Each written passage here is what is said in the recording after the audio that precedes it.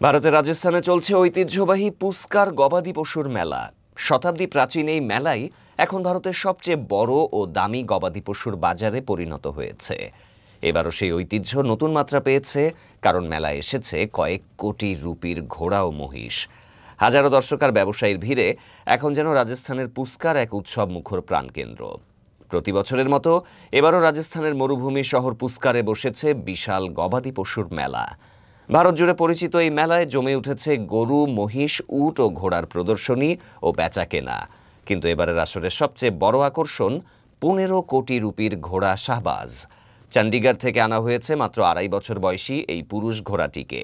মালিক Gary Gill জানান, শাহবাজ এক মর্যাদাশীল বংশের ঘোড়া, ইতোমধ্যে জিতেছে একাধিক পুরস্কার ও প্রদর্শনী। মেলায় এখনো পর্যন্ত 9 কোটি রুপি পর্যন্ত দাম উঠেছে ঘোড়াটির, আর সেটি এক নজর দেখতে প্রতিদিন ভিড় করছেন হাজারো দর্শক ও পর্যটক। ঘোড়াটি মারোয়ারি জাতের, যার সৌন্দর্য ও শক্তির জন্য বিখ্যাত পুরো ভারত জুড়ে। শুধু শাহবাজি নয়, আলোচনায় আছে রাজস্থান থেকে আসা 23 কোটি রুপির মহিষ আনমোল।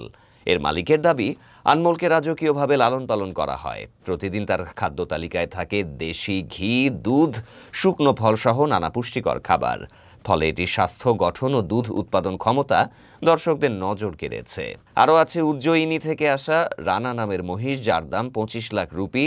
600 কেজি ওজন, 8 ফুট লম্বা আর 5 ফুট 5 ইঞ্চি উচ্চতার এই বিশাল মহিষ প্রতিদিন খাবার খায় প্রায় 1,500 রুপির।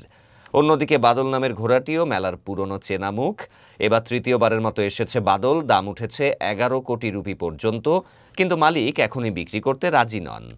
গবাদি পশুর বাণিজ্যের পাশাপাশি এই মেলাকে ঘিরে চলে সাংস্কৃতিক উৎসব, লোকসঙ্গীত ও নৃত্যের আসর। রাজস্থানের ঐতিহ্য ও পশুপালন সংস্কৃতি ধরে রাখতেই প্রতি বছর আয়োজিত হয় এই পুস্কার মেলা। চলতি বছর 23 অক্টোবর শুরু হওয়া মেলা চলবে 7 নভেম্বর পর্যন্ত। ইতোমধ্যে 3021টি গবাদি পশু অংশ নিয়েছে এবারের আসরে। দেশের বিভিন্ন প্রান্ত থেকে আগত ব্যবসায়ী, পর্যটক আর দর্শনার্থীদের পদচারণায় এখন মুখর পুরো এলাকা। গবাদি পশুর মেলা পুস্কারে কোটি টাকার ঘোড়া, মহিষে মুগ্ধ সারা দুনিয়া।